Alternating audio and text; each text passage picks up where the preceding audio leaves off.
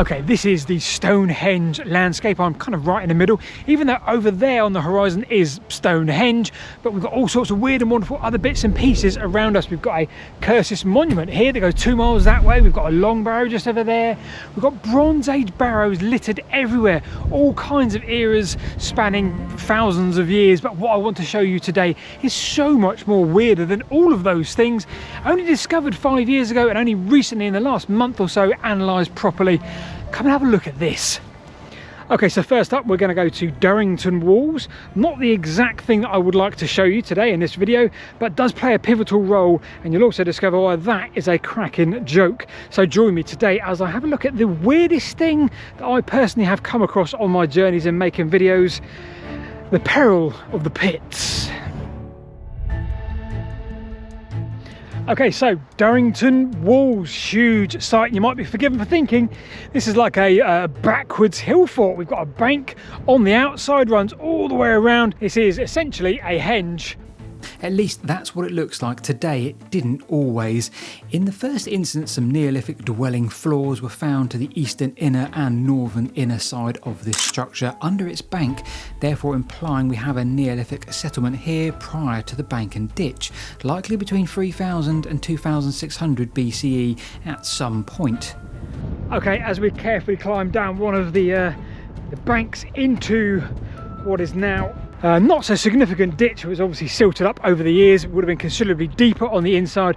We're entering into the southern part of this wall structure, and we're almost entering into what is now dubbed the Southern Circle. So in here you'd have found a post hold, a timber circle, 4 or 5 inner rings, very similar to Woodhenge, and somehow those timbers are lined up with the winter solstice. And with that we also have the avenue leading away from the site on a slightly different alignment down to the Avon. We have archaeologists such as Mike Parker Pearson suggesting this place was the land of the living and the avenue would take the dead down to the Avon and back up the Stonehenge Avenue to the land of the dead.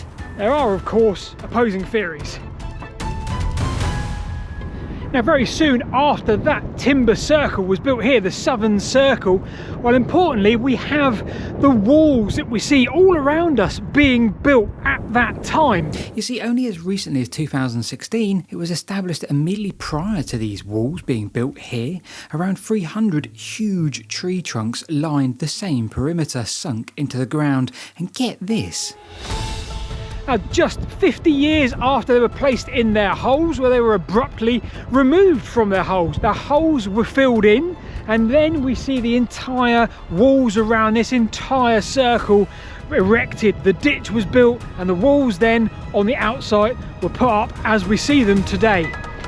Okay, well, that's Durrington Walls context done. But what if I told you the next feature directly relating to this site, the Durrington Walls, was around a mile away in that direction to the south? And again, it relates directly to this. This right here is an abandoned railway, and it went from Amesbury back there in the distance all the way up to Stonehenge via an assortment of various military camps and such. But we're not interested in that today. We're interested in that clump of trees and what was found immediately to the south of it. So importantly for us is that we are a mile from Durrington Walls to its south, and next to that clump of trees is something truly staggering. Okay, so this is Half Moon Clump, small clump of trees here adjacent to Amesbury. Now, back in 2012, 2013, part of the Stonehenge Hidden Landscapes project, well, they found a feature just the other side of here. It was said to be at the time a dew pond. It was recorded as part of that project, and then they moved on. As time progressed, another was found, and then another, which not only didn't add up as dew ponds, but also, as you'll see, started to form a pretty neat arc around a mile long. This is really strange, these really curious features. What were they for? And of course, what was their association in the landscape? Each anomaly comprises of a disc of enhanced magnetic readings, 15 to 20 meters in diameters and surrounded by slightly less magnetic halo. So I'm sure the eagle-eyed viewer may have already seen what's happening here. If not, don't panic. The key here is, well, that all of these features compare in uniformity, size, shape, and of course the alignment we see. This wasn't just a coincidence coincidence, albeit on a monumental scale. Well, humans have this great need to try and join things up, join dots up and lines up that aren't actually there, but surely this arc, this stretch of pits in this shape, that's undeniable. So the next step was to cover all bases. This is a very military landscape, but was there anything sort of modern that could have caused these anomalies in the ground? Well, those results came back negative. Nothing whatsoever military orientated here. So whatever happened right here to dig, well, one pit here and the whole arc that we see on the map, that was certainly turning out to be prehistoric. Now, the significance of those features to the south of Durrington Walls went through the roof when Wessex archaeology came here and discovered a whole bunch more. Same features, same distance, same size, same shape. Right here where these houses now sit, and just to the north, and a kind of an arc once again. Features 10D to 15D confirmed, and with 2 more highly likely. Again, just look at their alignment. Archaeological surveys continued. What parts of this landscape had previously had digs on them? Was anything else found during these periods? Now, in an area called Lark Hill, very military orientated. In fact, there's a big military installation, all sorts going on behind me. I'll keep the camera facing this way. So with that in mind, right where I am now, right on this hilltop, there was a causewayed enclosure. That's one of the earliest monuments you will ever see in this country, very early Neolithic. And guess what? Yep, it lined up with the features found on its northern side, so somehow this incorporated into now a seemingly monumental thing. So what exactly were these features and what were they for? A number of methods were used to further establish details of the features. By combining geophysics, coring and terrain data, they built a robust multi-method picture, magnetic discs corresponding to the real pits and their outlines, depth and the position. The sheer size of these features makes excavation and understanding them really tricky. You can't just open up a trench or two here and there and establish exactly what they were. We're talking 20 meters wide in some cases. Some even suggested that they were perhaps over 7 meters deep. And right here now, I'm sort of stood on the edge of what would have been the causewayed enclosure, looking over that way to my east, and this would have been the top of the arc. Came round here and down there. So if I was stood here back in that period, whenever it was, well, I'd have seen over there a huge circle of pits coming all the way around here up to where I am now. So what dates are these and how do they compare to Durrington Walls and Stonehenge? So back onto those southern set of rings here, which would have gone round here towards the half moon clump of trees over there. Well, we now have a handful of dates. And those dates were very curious indeed. It would sort of question everything we knew about Durrington Walls and maybe even this landscape. Now, the authors of this initial study would go on to eventually state they needed more dates, more data. What they got at this stage was just mind-boggling. So right here in this field would have been pit 8A, and in that field they found a bone 4.79 meters down below the surface. That's important, and they dated that to 2460 BCE, very late Neolithic. But what's more, they found a shell and they managed to carbon date that to late Mesolithic, 3950 BCE. Quite staggering. Now, the team are really keen to point out they only had 5 carbon dates here. So now, thankfully, just last month, November 2025, they got them.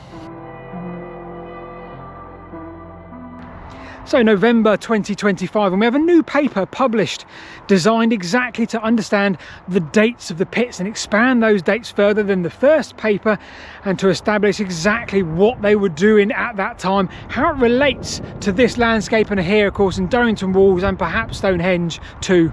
First up, they continued with core sampling. This time they added a number of other methods such as optically stimulated luminescence. The goal being to really understand the sedimentary sequence itself, really understand those layers and the dating, and goodness me, they did just that. The combination of optically stimulated luminescence and the coring determined the lower major fill zone was mid-3rd millennium BCE, so 2480 BCE, plus or minus 130 years. This aligned extremely well with the carbon-14 dates. So now we have a cohesive late Neolithic construction time.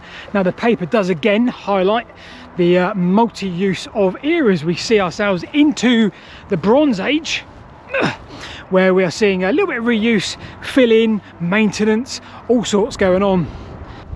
So what exactly were they doing with these pits? Now, we've hinted at bones, which gives us one clue, or maybe even two. But also don't forget, we have a near perfect circle. We have significant structure here.